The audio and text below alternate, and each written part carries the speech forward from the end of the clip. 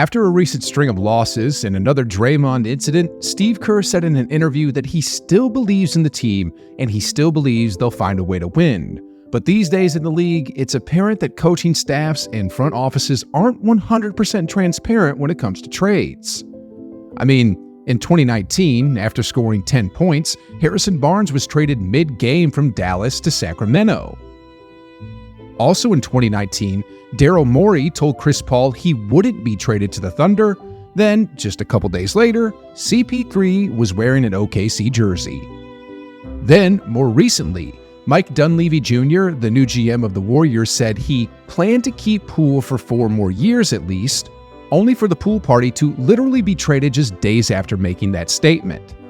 Maybe it's to maintain organizational stability until the trade actually happens. Maybe it's because they don't want to be the one who tells the player he has to pack up and move. But some trades happen out of the blue and catch everyone by surprise. Golden State is losing, but they haven't been downright horrible this season. They're beating themselves on most nights, but at the same time, their front office can't be happy with what they're seeing. This is a team with championship aspirations, and considering where they are just 25% into the season, the rumors are starting to surface about potential trades, and today, we're going to analyze them all. First off, let's get one thing out of the way. I know a lot of people are hating on Draymond right now. He's going crazy this season with that Gobert incident, which got him suspended, and by the time this video is released, he's going to be suspended again because of that hit on Nurkic, but let's be honest about him, and I got 2 points here. The Warriors are better when he's on the floor. The defense he plays against some of the elite players is incredible, and his shooting has gotten a lot better this season as well. Of course, he needs to stay on the floor and not do things that gets himself ejected out of games. But make no mistake about it, the Warriors are still better with Draymond.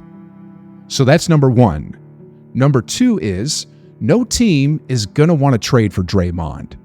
He's in the first year of a 4-year, $100 million contract, and the only reason he got such a huge contract was because of his past performances with Golden State, and because of his relationship with Steph Curry. Other teams may potentially want him, but $100 million is a big contract, especially when you consider the fact that he'll be paid $27 million when he's 36. Other teams also see the suspensions, the wildness he plays with, and don't want any part of that. And again, even if they did, a $100 million contract is too big. So, with that out of the way, the only other real trading chips the Warriors have are Klay Thompson and Andrew Wiggins. Now, let's go over the popular trade ideas. The first one is for Pascal Siakam. The Raptors star is 29, turning 30 this season, and is averaging about 21 points and 7 boards on 50% shooting from the floor and 21% from 3. He's not exactly a good floor spacer, but his ability to score in the paint is pretty darn elite, and he'll definitely be a positive for the Warriors. But the only problem is his price tag and what the Raptors would want in return. Siakam is getting paid just about $38 million this year, and the Raptors would want youth on the team. For this trade to actually work, salaries would have to match up, and for the Warriors, that would mean giving up Wiggins, Kuminga, and either GP2 or Kevon Looney. Wiggins gets to go home, and Kuminga gets to play 30 minutes with a young team.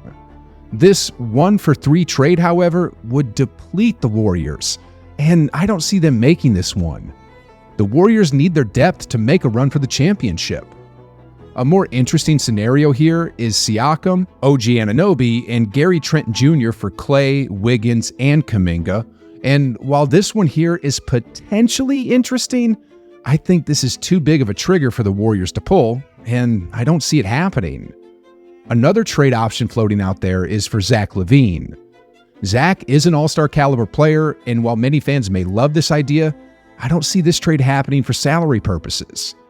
Zach is owed $40 million for another 4 years. For this trade to work, the Warriors would literally have to be giving up Wiggins, Kuminga, and again, either GP2 or Kevon Looney. That's too much depth for one piece that hasn't proven anything on a winning team. A more interesting trade with the Bulls would actually be a straight-up one-for-one trade between Wiggins and Nikola Vucevic. I couldn't see how the trade would work because there's a restriction in place until December 27th. But Vucevic is a 6'10", two-time All-Star center who would stretch the floor and do damage in the paint. He hasn't had the best shooting season in 2024 so far, but perhaps a change in scenario is just what he needs to return back to the player he was last season, where he averaged 17 points, 11 rebounds, and 3 assists, while shooting 59% from 2 and 35% from 3. The Bulls are going to blow this team up and will want to rebuild, so the Warriors will probably have to add in either some young players or some draft capital. Perhaps Trace Jackson-Davis and a future first-round pick? Either way, this is a trade that I believe would serve the Warriors well. Another crazy idea floating out there is a Zion's trade. Now, we all know that Zion is unhappy in New Orleans and that the Pelicans are completely frustrated with him at this point. Zion is the perfect definition of a disgruntled star. His performance against the Lakers in the in-season tournament hasn't tanked his value, but it certainly has diminished his value in terms of future potential. I mean, it's been 5 years now since he's been drafted, but he's still overweight and can't shoot. Anyway, Zion's contract is $34 million this season, and to make things work, the Warriors would have to give up Wiggins, Kuminga, and throw in some salary fillers like Usman Garuba and probably one first-round pick. I'm not too sure about this trade, to be honest. Zion is a beast when he's healthy and when he's on the floor. But with Steph Curry's championship window dwindling, that's a huge gamble for the Warriors. I mean, if Wiggins gets out of his slump and Kuminga can continue to improve, this trade could look really bad in hindsight. So, as much of a beast as Zion is, this is a huge gamble for the Warriors. Anyway, there are 2 more trades that I want to go over that could actually turn around the season for the Warriors. The first is a trade for Lauri Markkanen. He's only getting paid $17 million for the year, and the truth is, the Jazz ain't going nowhere with him, and if they're smart, they'd want to trade him while his value is still high. A one-for-one trade with Wiggins would work in terms of salary, but Warriors would have to give up some future draft capital, perhaps 1 or 2 future first-round picks, but man, Lauri Markkanen is a 7-foot all-star center who could stretch the floor and do some serious damage in the paint. Despite him getting beat by a 5'7" player in the FIBA World Cup, if the Warriors could make this trade work, this would literally break the NBA. So, if you're a Warriors fan, tell Mike Dunleavy Jr. to get on the phone with Justin Zanuck immediately. Another trade that's not quite as good, but would still make a whole lot of sense for both teams, is a one-for-one trade between the Warriors and the Detroit Pistons. I'm talking about Andrew Wiggins for Bojan Bogdanovic. Honestly, Bojan is one of the most underrated players in the league, and he's wasting his talents in Detroit. The man shoots a career 39% from 3, could score in the paint, and although his numbers don't look good so far this season, it's because he's returning from an injury and has only played in 4 games.